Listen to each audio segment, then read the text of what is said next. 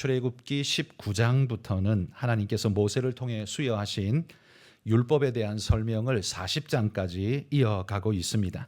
19장부터 40장까지는 그래서 딱딱하고 어려운 법령의 이야기들이 많기 때문에 설교하기가 매우 까다로운 부분이죠. 이 부분은 논문이나 강의로는 적합할지 모르지만 설교하기에는 재미도 없을 뿐만 아니라 어렵습니다.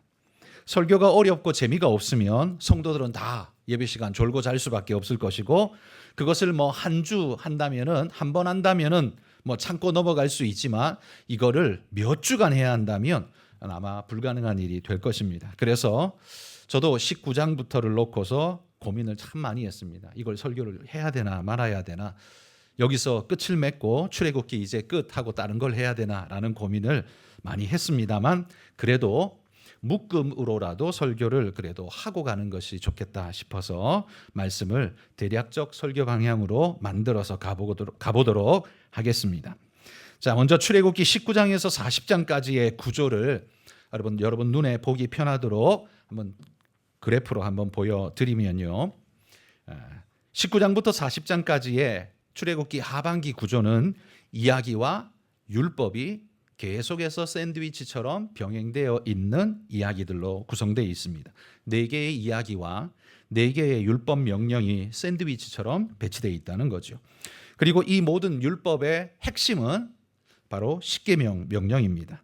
나머지는 이 십계명 명령의 부속법이고, 그리고 그 명령을 실행에 옮기는 이야기들이, 스토리들이 그 중간중간에 끼어 있는 겁니다. 그러기에 이 부분을 설교하기가 사실은 상당히 드라이한 내용이기 때문에 설교하기가 쉽지가 않습니다.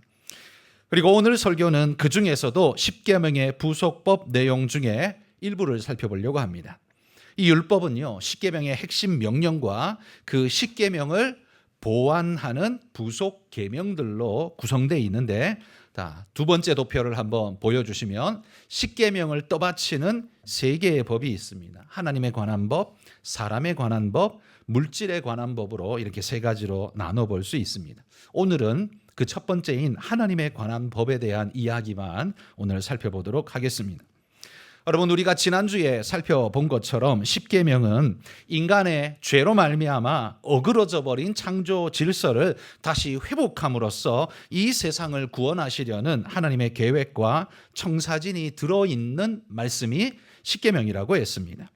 물론 그 구원의 핵심은 예수 그리스도를 통해서 구원이 완성될 것입니다. 그렇지만 우리에게는요, 이 율법을 통해서 하나님의 뜻하심과 방향성을 우리에게 알려줍니다. 죄가 무엇인지, 하나님은 우리가 어떻게 하기를 원하시는지, 무엇이 바른 길인지, 옳은 길인지를 알려주는 것, 이게 율법이 하는 기능이라는 말이죠. 인간의 죄가 하나님과 사람과 또 만물에 대한 관계를 심각하게 손상을 시켰기 때문에 우리의 구원도 어떤 방향으로 이루어져야 하냐면 하나님과 사람과 만물에 대한 회복의 방향으로 나아가야만 이 구원이 우리에게 온전히 이루어질 수 있다라는 거죠. 물론 우리가 생각하는 구원은 죽어서 천국 가는 영적인 것만 생각하기 쉽습니다만, 하나님은 우리가 그냥 이 땅은 내버려 두고 천국만 가기를 원하시는 것이 아니라 믿음의 사람들이 변화된 모습으로 이 땅을 살아 하나님이 처음 창조하셨던 그 모습처럼, 에덴 동산처럼 우리가 이 사회를 건강하고 아름답게 만들어 가기를 주님은 원하신다라는 말입니다. 참된 구원은 우리의 영혼의 구원만이 아니라 우리의 삶에서도 그 구원의 영향력이 미치고 나타나야 그 향기가 나타나는 것이 옳다는 사실을 기억하고 성도 여러분, 건강한 믿음으로 살아내시기를 축복합니다. 하나님께서는요, 이스라엘과 언약을 맺으시면서 당신이 어떤 분인가를 이스라엘 백성들에게 경험적으로 오늘 나타내고 있습니다. 이스라엘 백성은 이미 애굽 땅에 있을 때의 열재앙을 통해서 하나님의 능력은 이미 경험했습니다. 충분히 경험했습니다. 그러나 하나님의 위엄에 대해서는 경험해 본 적이 없습니다. 엄청난 능력을 행사하시는 분인 거는 알겠는데, 그분을 직접 아련해 본 적이 없기 때문에 그분이 어떤 분인지에 대한 인식이 확실치가 않은 겁니다. 그래서 하나님은 이 언약의 대상인 이스라엘 백성들에게 당신의 임재를 경험하게 함으로써 하나님을 깨달아 알게 하는, 그분의 위엄을 경험하게 하는 이 기회를 이번에 주고 계시는 거죠. 그런데 경험하되 그들은요, 하나님을 직접 보는 것은 불가합니다. 하나님을 직접 볼 수는 없습니다. 웬고하니 출애굽기 33장 20절입니다. 읽어봅시다. 또 이르시되 내가 내 얼굴을 보지 못하리니 나를 보고 살 자가 없음이니라. 여기 분명히 말씀하시기를 인생은 하나님을 직접 보고 살 수 있는 자가 없다고 명령하고 계시죠. 그러니 우리가 눈으로 하나님을 직접 본다는 건 불가능한 일입니다. 뿐만 아니라 하나님은 영이시기 때문에 육체의 눈으로서 분별하여 볼 수가 없습니다. 피조물인 인간이 하나님을 직접 대면한다면 여러분 어떤 일이 벌어질까요? 하나님 저기 계시네, 이렇게 생각될까요? 아마 우리가 하나님은 사랑의 하나님이라는 그런 마음에서 바라보기 때문에 우리는 충분히 그렇게 생각할 수 있습니다만, 인생이 피조물이 객관적으로 진짜 창조주인 하나님 앞에 서면 그 어미하신 권능과 능력 앞에서 아마 서 있을 수조차 없을 거라고 생각합니다. 제가 이걸 어디에서 처음 들었냐면, 제가 어릴 때 20대입니다. 20대에 그 교회 목사님께서 항상 기도를 많이 하시고 정말 순수한 목사님이신데요. 그분은 항상 서재에 그 당신의 책상 밑에 들어가셔서 항상 기도하기를 즐거워하셨습니다. 저도 그냥 못 모르고 목사님 안 계신 줄 알고 서재에 쑥 들어갔다가 목사님이 책상 밑에서 쑥 올라오시길래 깜짝 놀랐는데요. 거기서 항상 기도를 하셨어요. 근데 이분이 하루는 기도하시다가 하나님이 참 은혜의 경험을 하신 것 같아요. 은혜의 경험을 하셨는데 이게 아마 꿈이신지 환상인지는 잘 모르겠는데 아마 하나님이 경험하게 한 꿈이 아닐까 싶기는 합니다. 뭐냐면 하나님이 당신을 붙잡고 어딘가로 싹 데리고 가셔서 하나님 앞에 세우시는데, 하나님이라는 형상은 없지만 자기가 하나님 앞에 섰다는 건 직관적으로 알 수가 있었다고 합니다. 그렇게 딱 서서 하나님 앞에 섰는데 하나님 앞이다라는 걸 깨닫는 순간 자기가 마치 물처럼 녹아져서 그냥 서 있지를 못하고 마치 뼈가 없는 사람처럼 허물어져 버리더라라는 겁니다. 하나님 앞에 서는데 서 있을 수가 없고 허물어져서 땅바닥에 쫙 들어붙어서 말씀하옵소서 이런 상태가 돼버렸다라는 이야기를 제가 30년 전에 들은 기억이 있습니다. 근데 저는 그게 그분의 개인적인 어떤 경험이고 기억이겠지만, 인생이 피조물이 하나님 앞에 진짜 만나게 된다면, 하나님을 직접 만나게 된다면 진짜 그 모습 아닐까라는 생각을 합니다. 왜냐하면 하나님의 그 찬란한 빛과 그 어미하심과 그 영광 앞에 감히 죄된 인생이 어찌 뻣뻣하게 그 앞에 서 있을 수 있을까요? 큰 사람 앞에 가도 다리가 후달거리는데 하나님 앞에 서면 무너지지 않을까요? 저는 그럴 거라고 생각합니다. 오늘 그 모습을 이스라엘 백성이 지금 경험하고 있습니다. 하나님은 영이시기 때문에 우리 눈으로 볼 수는 없지만 피조물인 인생이 하나님을 직접 대면하면 그분의 위엄과 권능을 절대로 인생은 견딜 수가 없을 거라고 생각합니다. 하나님은 이스라엘 백성에게 얼굴을 지금 보이시는 게 아니라 한마디로 그림자만 보이고 계십니다. 여러분 성경책 오늘 본문 시작절 18절을 한번 보십시오. 거기 이렇게 쓰여 있습니다. 뭇 백성이 우레와 번개와 나팔소리와 산의 연기를 본지라 그들이 볼 때에 떨며 멀리 서서, 이렇게 말합니다. 이 광경을 조금 더 자세하게 설명해 주고 있는 부분이 출애굽기 19장 16절에서 19절인데요. 4계절이니까 제가 한 절 여러분 한 절 나눠서 읽어보겠습니다. 셋째 날 아침에 우레와 번개와 빽빽한 구름이 산 위에 있고 나팔 소리가 매우 크게 들리니 진중에 있는 모든 백성이 다 떨더라.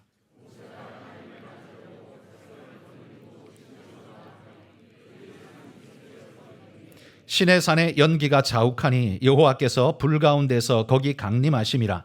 그 연기가 옹기가마 연기같이 떠오르고 온 산이 크게 진동하며 나팔 소리가 점점 커질 때에 모세가 말한즉 하나님이 음성으로 대답하시더라. 여기 보면 이스라엘이 하나님을 직접 본 것이 아닙니다. 하나님의 임재의 흔적을 본 겁니다. 그런데도 불구하고 너무 두렵고 떨려서 감당할 수가 없는 겁니다. 여기 우레와 번개와 나팔소리와 연기라는 네 가지의 보조장치가 하나님의 임재를 알리고 있는데요. 하나님이 나타내신 게 아니라 하나님의 임재장치인 우레, 번개, 나팔소리, 연기라는 것이 먼저 들리기만 해도 그 백성들은 두려워서 지금 떨면서 서 있을 수조차 없는 상태가 돼버렸다는 거예요. 마치 이것들은 다 뭐냐 하면 우리가 사극을 보면 주상전환합시오 한 다음에 이제 왕이 등장하잖아요. 그죠? 주상전환합시오. 이 말만 들어도 그냥 무너져버린, 다 엎드리잖아요. 하나님이 등장할 때 지금 이 모습을 보여주는 거죠. 인간의 왕이 와도 영광스럽지만 그런 왕과는 비교도 안 되는 그 위엄 있는, 권능 있는 하나님이 등장하실 때, 하나님이 등장도 안 했지만 그 네 가지의 보조 장치만으로도 인생들은 하나님 앞에 완전히 녹아내리는 그런 존재가 될 수밖에 없다. 하나님의 어미 앞에 서면 그럴 수밖에 없다는 거예요.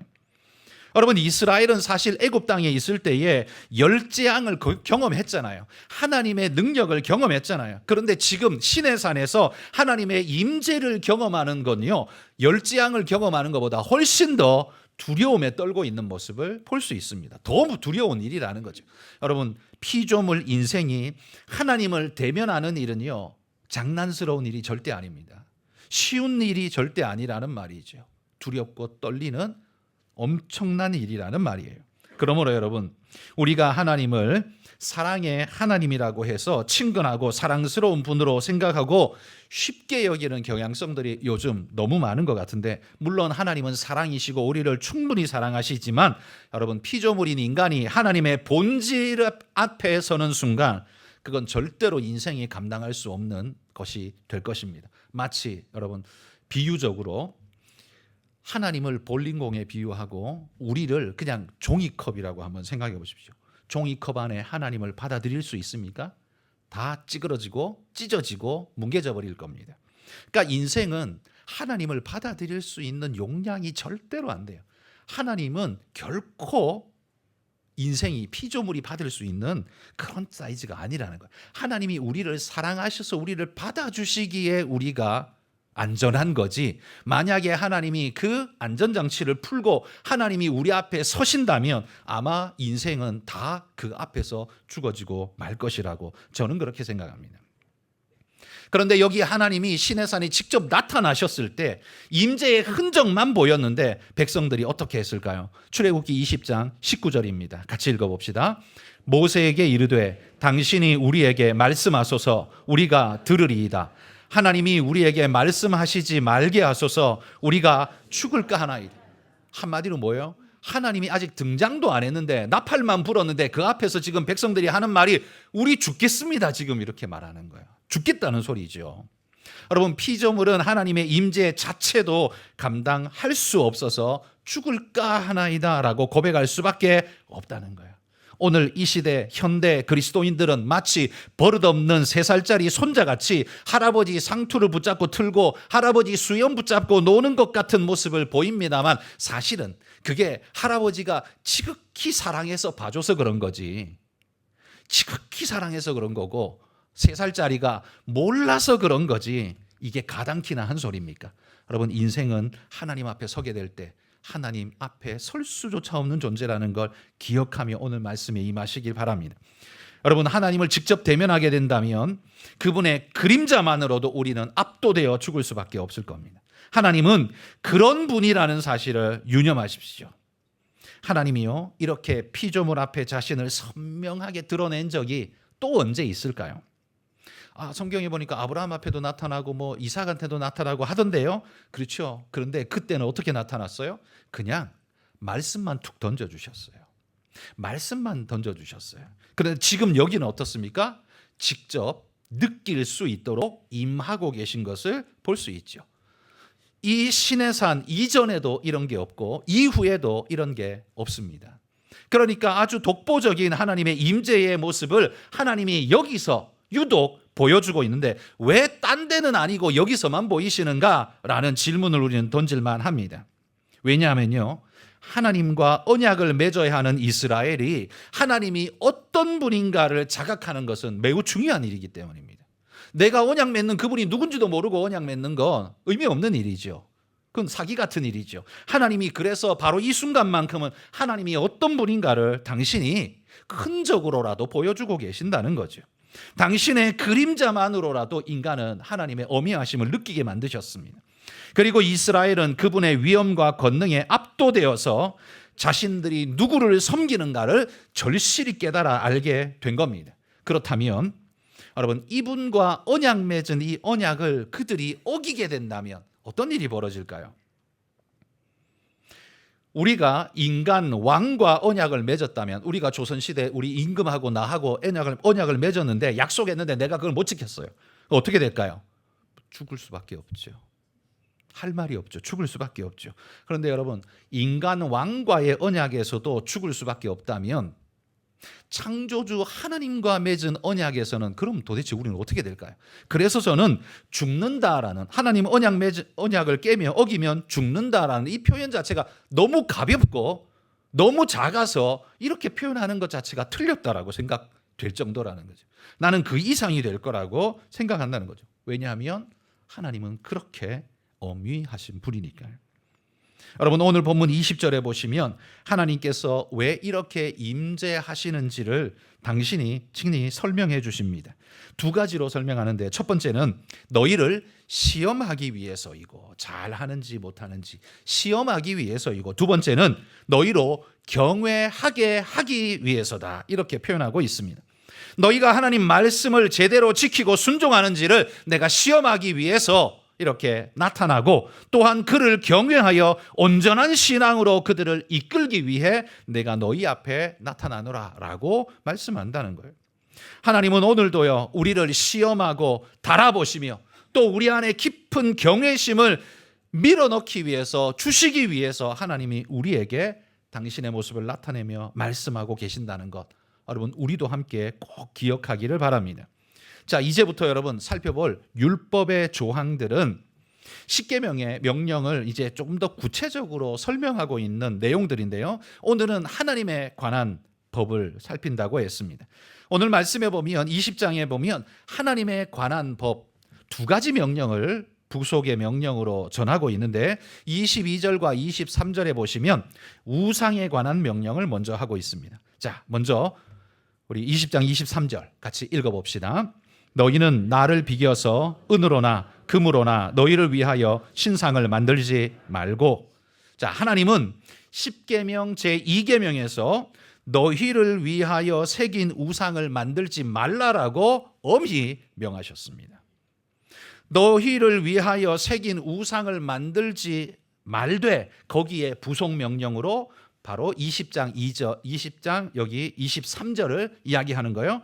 두 가지를 더 명령해요. 만들지 말되, 첫 번째 조건, 나를 비겨서 만들지 마라라고 말합니다. 여기 비겨서라는 게 어떤 의미입니까? 이건 빗대어서, 견주어 보아서, 이런 말이죠. 뭐 1대1로 비겼다 이 말이 아니고 견주어 보아서, 이런 이야기입니다. 그러니까 하나님의 형상으로 닮게 만든다고 이런 모양으로 우상 만들지 말라라는 말이에요. 여러분, 그들이 우상을 만들 때 실제적으로는 사실은 하나님과 상관없는 우상을 만들죠. 이스라엘이 그렇게 하나님과 상관없는 형상으로 만들어 놓고 그들은 입으로 뭐라고 말했냐면 이것이 여호와다, 이렇게 말하는 우를 범했습니다. 대표적인 것이 출애굽기 32장에 나오는 금송아지 사건입니다. 그때 아론이 금송아지를 만들어 놓고 이렇게 말했어요. 이스라엘아, 이는 너희를 애굽 땅에서 인도해낸 너희의 신이로다. 애굽에서 너희를 인도한 신의 이름이 뭐예요? 여호와 하나님이시잖아요. 그러니까 지금 금송아지 만들어 놓고 이게 여호와다라고 지금 아론이 그렇게 말하고 있다는 거예요. 대제사장 제1대 대제사장인 아론이 이렇게 끔찍한 짓을 저질렀다는 거예요.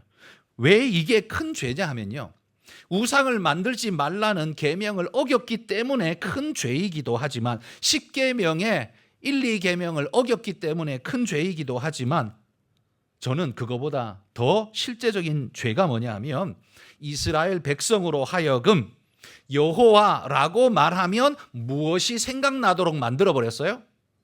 금송아지가 생각나도록 만들어버렸어요. 그러니까 하나님은 어떤 형태의 존재라고 만들어버린 거예요? 송아지 형태라고 생각하게끔 만들어버렸다는 거예요. 하나님의 특성을 송아지 특성인 것처럼 생각하도록 그렇게 유도해버렸어요. 여러분, 이 문제가 나중에 어떻게 나타나냐면 나중에 이스라엘이 솔로몬 사후에 남쪽 유다와 북쪽 이스라엘로 나뉘어지죠.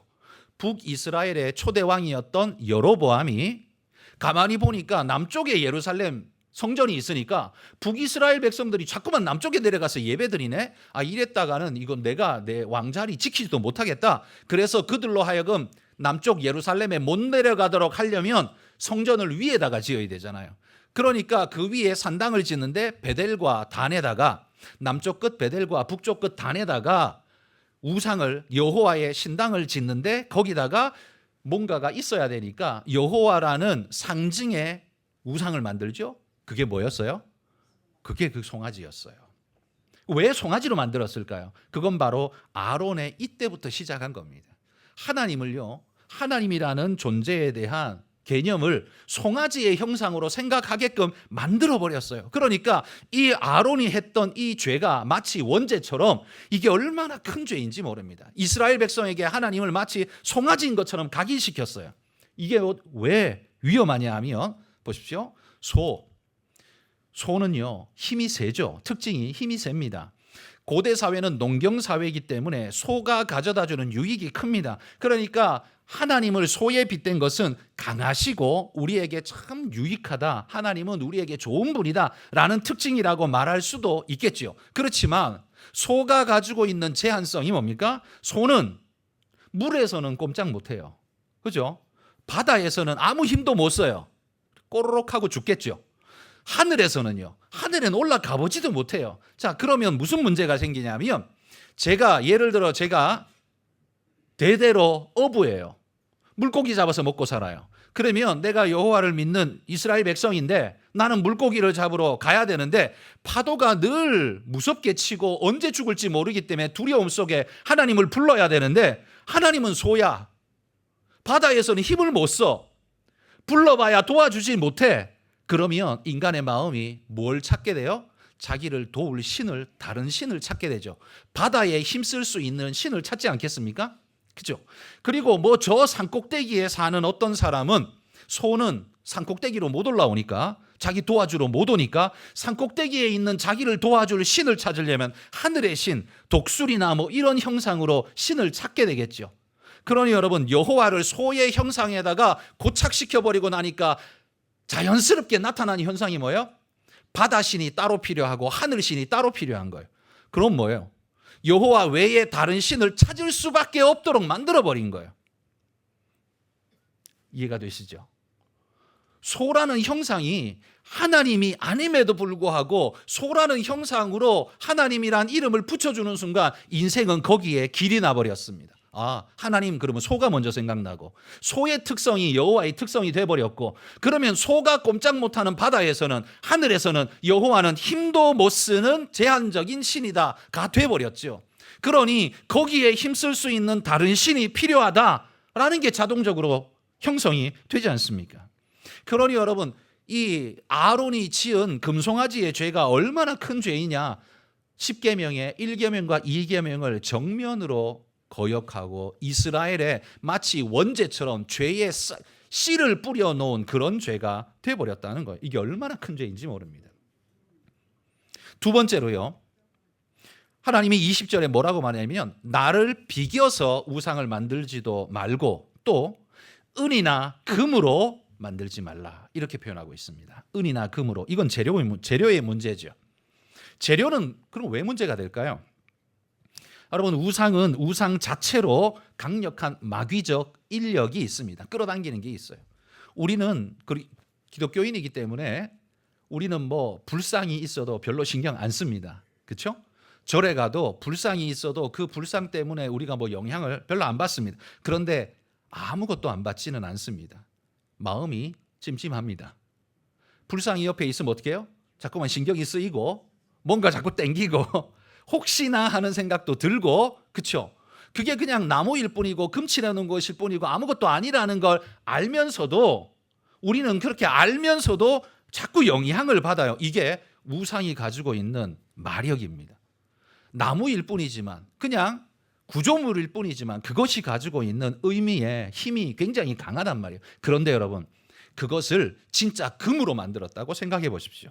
그걸 진짜 금으로 만들었어요. 그러면 우상이라는 종교적인 힘도 있지만 그것이 금으로 만들어졌다면 경제적인 재산 가치의 매력이 얼마나 크겠습니까? 그러면 여러분, 이거 갖고 싶어요, 안 갖고 싶어요? 갖고 싶겠죠. 내가 꼭 믿어서 갖고 싶은 것은 아니라 할지라도, 내가 그거 안 믿는다 할지라도 재산의 가치로서의 가치가 있잖아요. 그 금덩어리니까. 그죠? 그러니까 집에다가 갖다가 모셔놓고 싶지 않겠습니까? 당연합니다. 여러분, 우리가 비록 그 신을 믿지 않는다 할지라도 그 재료 때문에 우리가 강력하게 끌리는 인력을 어쩔 수 없이 영향을 깊이 받을 수밖에 없다는 거예요. 그러면 사탄은 이렇게 유혹하겠죠. 야, 이게 뭐 그냥 모양은 그냥 신상 같지만, 야, 이거 그냥 나무야. 나무에다 그냥 칠한 거야. 근데 여기에 칠해져 있는 금은 진짜야. 여기 칠해져 있는 금은 진짜야. 그러니까 너 뭐 어차피 이거 우상이니까 안 섬겨도 돼. 걱정하지 마. 그런데 이거 금이니까 너 가져가서 집에서 써. 안 가져갈까요? 가져가요. 왜? 재산의 가치가 있으니까요. 이 유혹이 인생에게 얼마나 강력하겠습니까? 그리고 그게 옆에 있으면, 아까도 말했지만 우상의 형상이면 그것이 나를 끌어당기는 나도 모르는 영적인 인력이 작동되어진단 말이에요. 거기에 그것이 금덩어리이면 더더욱 강하게 나를 끌어당긴다는 말입니다. 여러분, 이 우상의 유혹에 넘어가지 않을 사람은 누구일까요? 이 우상을 믿는 사람, 이 우상을 안 믿는 사람 중에도 예수 안 믿는 사람, 예수 믿는 사람으로 나눌 수 있겠죠. 이게 1, 2, 3등분으로 나누면, 자, 몇 등분까지가 이 우상을 가져갈까요? 1번은 당연히 가져가고 2번도 가져갈 겁니다. 재산 가치가 있으니까. 그러나 3번은 거절할 수 있겠죠. 왜? 그것이 비록 금덩어리이고 돈이 된다 할지라도 하나님 명령하신 우상을 섬기는 일은 나는 하지 않겠습니다 라는 결단을 가질 수 있겠죠. 그러나 오직 진짜 신앙인만이 겨우겨우 아마 그럴 수 있을 겁니다. 대부분은 거기에 그냥 휩쓸려 버릴 것입니다. 그러므로 여러분, 사탄의 공격이요, 기억하십시오. 항상 종교적인 성격으로만 여러분을 무너뜨리는 게 아닙니다. 여러분을 찾아와서 여러분 무너뜨릴 때는 종교적으로만이 아니라 경제적으로도 찾아온다는 사실을 꼭 기억하십시오. 그러니 우리는 말하죠. 나는 그 우상 나는 안 믿어. 난 그 우상 안 믿어. 그렇지만 금은 좋아. 이렇게 되는 것처럼 우리도 나는 그거 안 믿어. 그렇지만 끌려 들어가. 이런 상태가 우리 될 수 있는 거예요. 이게 사탄이 우리를 공격하는 유형이라는 말입니다. 여러분, 사탄이 우리에게 하는 말, 너는 이 우상을 믿기 때문에 지금 이 우상을 소유하고 있는 게 아니야. 그저 금과 은을 취한 것 뿐이야. 이건 너에게 종교가 아니고 경제일 뿐이야. 그러니 너는 죄가 없어. 정말 죄가 없을까요? 1계명이 하나님이 뭐라고 말했는지 잘 새겨 들어보십시오. 너는 나 외에는 다른 신들을 내게 두지 말라. 다른 신 어떤 모양, 어떤 형태, 어떤 요소로든 네 옆에 있게 만들지 말라라고 말씀하셨습니다. 그게 금이라고 옆에 두면 어떻게 해요? 하나님 말씀을 어기고 나 스스로가 점점 거기 빠져들어가게 됩니다. 그러니 여러분, 아예 원천적으로 하나님 말씀대로 주 앞에 서겠다고 결단하고 다른 어떤 것으로도 하나님을 비겨서 만들지 않을 뿐만 아니라 금이나 은으로도 절대로 만들지 않겠다고 여러분 결단하고 오직 하나님만, 그분만, 말씀만 믿으시기를 축복합니다. 하나님에 관한 두 번째 법은 이겁니다. 이스라엘 백성에게 너희가 제단을 만들 때 절대로 다듬지 마라. 다듬지 말라. 정으로 다듬거나 하지 말고 자연석 돌 그대로를 그냥 사용해라 라고 이야기를 했다는 거예요. 여러분, 이 명령 또한 첫 번째 살펴본 우상의 명령과 사실은 그 궤를 같이 하는 것입니다. 다듬지 말라. 왜 다듬지 말라 그랬을까요? 여러분, 다듬을 때 나타나는 현상은 뭡니까? 여러분이 뭔가를 다듬으려면 어떻게 다듬어요? 눈 감고 그냥 막 망치질해요, 이렇게? 그건 다듬는 게 아니죠. 어떻게 해요? 어떻게 다듬을 때 생각해야 되고, 그죠? 그 생각을 따라서 뭔가를 깎아내고 쪼아내고 하겠죠? 그러면 그 생각은 어디서 왔어요? 예를 들어 제단을 만들 때에 정과 망치를 들고 이 제단을 좀 다듬어 봐라 라고 하면 이 사람이 이 제단을 어떻게 다듬을까요? 제단이 뭔데? 라는 개념 어디서 알 수 있어요? 과거에 본 것에서 알겠죠. 애굽에 있을 때 우상 제단 본 것이 있죠. 그러면 제단은 그런 거니까 그럼 그렇게 만들어야겠네 생각나겠죠. 그럼 머릿속에 우상의 제단이 떠오르겠죠. 그러면 하나님의 제단을 우상 제단처럼 정으로 쪼아서 만들겠죠. 만들어 놓으면 그게 우상 제단처럼 되어버리겠죠. 여러분, 인생이 예술가가, 조각가가 돌덩어리 하나를 가져와서 그걸 조각으로 만들 때 아직은 돌덩어리일 뿐이지만 조각가의 마음속에, 머릿속에는 이미 뭐가 있어요? 조각이 이미 있어요. 조각의 형태, 그림이 머릿속에 설계도가 선명하게 있단 말이에요. 아직 바깥으로는 나타나지 않지만 속에는 선명하게 있어요. 그걸 똑같이 현실화 시켜내는 게 조각가가 하는 일이죠. 여러분이 이 제단을 정으로 쪼아서 만들어내고자 한다면 이미 여러분 속에 있는 제단에 대한 생각, 그 생각은 어디서 왔다고요? 우상제단 봤던 경험, 기억, 거기에서 가지고 올 겁니다. 그러면 하나님의 제단이 우상제단처럼 되어버리지 않을까요? 하나님은요, 그걸 거절하고 있습니다. 그리고 그렇게 만들지 마라. 그냥 못생긴 것 같아 보여도 자연석 그대로 쌓아 올려서 제단을 만들라라고 하나님이 말씀하시는 거예요. 이스라엘의 역사에 보면 히스기야라는 아주 유명한 신앙의 왕이 있었죠. 그런데 놀랍게도 그 왕의 아버지는 아하스라는 왕인데 이 왕은 굉장히 불신의 왕이고 사악한 왕이었습니다. 이 왕 때에 남유다는 어려움을 겪게 되는데요.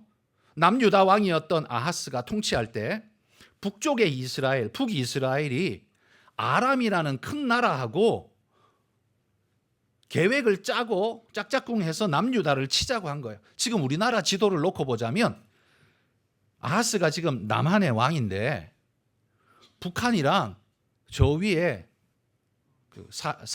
사할린 쪽의 왕, 그러니까 러시아하고 짝짝꿍해가지고 치러 오는 그런 모양새라는 거죠. 북쪽의 왕 둘이가 연합해서 남쪽 유다를 치러 와요. 그러니까 이 아하스 왕은 이들 두 나라를 막아낼 능력은 없는 거예요. 그러니까 마음이 조급해서 어떻게 하냐면 자기 왕궁과 성전에 있는 금을 싹 다 긁어가지고 성전에 있는 그 금칠 해놓은 것까지 다 벗겨가지고 그걸 금으로 다시 만들어가지고 이걸 그 이스라엘과 아람, 북이스라엘과 아람 너머에 더 큰 제국이 있었는데 그게 바로 아수르라는, 아시리아라는 제국이 그 위에 있었어요. 그러니까 그 제국의 왕에게 전령을 보내어가지고 이 금덩이를 다 갖다 바치면서 이렇게 요청합니다. 왕이시여, 우리나라가 힘이 없는데 이 두 나라가 우리를 자꾸 위에서 공격을 하고 지금 쳐내려오려고 합니다. 우리는 막을 능력이 없는데 형님께서 뒤를 좀 쳐주시면 저들이 밑으로 못 내려오고, 왜? 뒤가 공격받으면 밑으로 못 내려가잖아요. 그거 막아야 되니까 다시 올라갈 수밖에 없겠죠. 그러니까 당신이 위에서 그들을 쳐주시면 저들이 밑으로 못 내려오고 위에 붙잡히게 될 테니까 당신이 그렇게 좀 공격을 해 주십시오라고 요청을 한 거예요. 그런데 이때 아수르는요, 제국으로 팽창기였기 때문에 말하지 않아도 원래 그 밑으로 공격하러 가려고 이미 계획하고 있었어요. 근데 돈 주면서까지 공격을 해달라고 하니까 이거 얼마나 땡 잡은 일이에요. 너무 좋죠. 그래 갈게 하고는 공격하러 간 겁니다. 그래서 이스라엘과 아람을 그냥 다 초토화 시켜버렸어요. 다 멸망시켜버렸어요. 그리고는 이 아수르의 왕이 아람 나라의 수도였던 다메스커스에서 와 있다라고 하니까 유다 왕이 자기가 부탁해서 지금 일이 이렇게 벌어졌잖아요. 그러니까 이 아수르 왕을 아련하러 다메섹에 갑니다. 다메섹에 갈 때도 빈손으로 못 가죠. 또 선물 잔뜩 싸들고 이제 올라갔겠죠. 올라가서 그 왕을 아련하면서 그 다메섹에 있는 제단을 보는데 제단이 보니까 예루살렘에 있는 제단하고는 이게 잽이 안 되는 엄청 크고 화려하고 멋진 거예요. 너무 멋지다. 그래서 한눈에 그냥 반해버렸어요. 그래가지고는 신하에게 시킵니다. 너 이 제단 그림 그려가지고 당장 예루살렘으로 너 돌아가라. 가서 예루살렘의 대제사장에게 요 모양 요대로 이 크기대로 제단을 만들어 놓으라고 지시해라. 내가 아련하고 돌아가면 볼 수 있게. 명령을 내려서 여호와의 제단에 있는 제단은 치워버리고요. 다메섹에서 우상 제단 본 거 멋지고 화려한 거 거기다가 떡 만들어서 갖다 놓게 됩니다. 이게 아하스 왕의 죄였어요. 여러분, 이 아하스 왕은요, 이 멋진 제단이 예배용 제단이 아니었습니다. 그는 그냥 전시용이었고 이게 과시용이었어요. 여호와의 식양대로 만들면 어떻고 다르게 만들면 어때? 이 생각이죠. 그러니까 이거 버리고 더 멋진 걸로 해. 왜? 이게 더 멋져야 자신의 권위가 높아지고 자신이 더 영광받는다고 생각하겠죠. 예쁘게, 멋지게, 웅장하게. 그래서 우상의 제단을 갖다 놓게 됩니다. 여러분 보십시오. 여러분, 제단을 정으로 쪼아 만들지 말라는 하나님의 명령에 여러분도 이런 생각하실 분이 혹시 있을지 모릅니다. 왜 굳이? 쪼아서 예쁘게 만들면 더 좋잖아. 더 깔끔하게 만들면 더 좋잖아. 예, 더 좋죠. 그것이 그렇게 만든다면 더 좋죠. 그러나 그것을 쪼아 만들 때 인생이 자기 나름의 종교적 각색이 누룩처럼 들어가게 된다는 겁니다. 하나님은 그걸 거부하고 계시다는 거예요. 또 하나 우리가 생각할 수 있는 건요, 정으로 쪼아서 잘 다듬고 깔끔하게 만들고 예쁘게 만들면 디자인이 훨씬 더 좋지 않아요? 그 반대로 하나님 말씀하신 대로 그냥 자연석 그대로를 하면 자연미는 있겠지만 투박하고 거칠겠죠. 미적으로 볼 때는, 예술적 가치로 볼 때는 어찌 보면 떨어져 보일지 모릅니다. 다듬지 않은 제단은 미적으로 예술적 면이 떨어져 보일지 몰라요. 그럼에도 불구하고 하나님이 왜 예쁜 것을 포기하고 투박한 걸 택했을까요? 하나님이 촌스러워서 그럴까요? 그게 아니라요, 하나님은 신앙의 순결성을 무엇보다 중시하기 때문에 그렇습니다. 그래서 6월절에는 누룩을 제하라라고 말씀하기까지 하지 않습니까? 여러분, 경제적인 이유, 예술적인 이유, 그 어떤 이유라도 신앙을 좀먹게 하는 누룩의 요소가 우리의 신앙을 파괴시키고 좀먹도록 내버려 두는 것은 절대로 안 된다. 이게 바로 하나님의 뜻이라는 사실을 여러분 기억하시기를 바랍니다. 그러니까 여러분, 우리가 하나님을 예배할 때 참 주의해야 하는 것이, 내가 하고 싶은 대로 예배하는 것이, 이렇게 스스로 질문해 봐야 합니다. 이거는 내가 예배하는 거, 나를 예배하는 것인가, 아니면 하나님을 진짜 예배하는 것이며 하나님이 기뻐하는 예배인가를 우리는 물어봐야 한다는 거예요.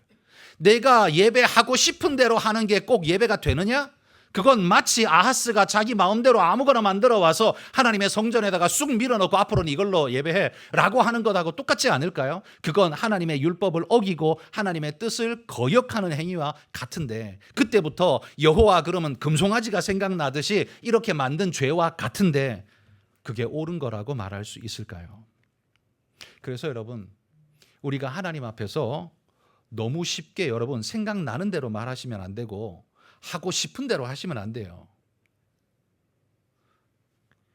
신앙을 하는데 세상의 정치적인 혹은 이데올로기적인 걸 가지고 와서 신앙을 자꾸만 각색하고 바꾸고 정으로 쪼아서 말하고 싶은 대로 말하면서 바꾸고 싶어 하는 사람들이 교회 안에 너무 많아요. 그 가능한 일입니까? 그런 정으로 쪼으시면 안 됩니다. 그게 옳아 보이지만 앞에서는 옳은데 뒤에서 틀릴 수 있어요. 그래서 우리는 그 부분을 조심해야 됩니다. 그래서 깊은 마음으로 여러분, 하나님이 말씀하신 대로 나는 하나님을 섬기겠습니다. 여러분, 이게 가장 훌륭한 신앙이고 바른 신앙이라고 믿습니다. 이게 정확하게 요거 A와 B가 딱 나누어지지는 않습니다. 그 어려움은 있어요. 그렇지만 적어도 우리 마음의 자세는 오늘 말씀처럼 정으로 쪼지 마라, 금과 은으로 만들지 마라, 나를 어떤 형상에 비견해서 만들어내지 마라. 그 순간 비틀어지고 왜곡되어지고 신앙은 파괴되어진다. 이게 오늘 하나님 말씀이지 않습니까? 여러분, 여러분의 신앙을 물질주의에, 이데올로기에, 무슨 아무리 좋은 말이라 할지라도 그 어떤 것으로도 포장하여서 바꾸지 마십시오. 말씀하신 그대로 신앙을 지키는 것이 가장 훌륭한 것이라는 거 기억하고 하나님 앞에 바로 서시기를 주의 이름으로 축복합니다.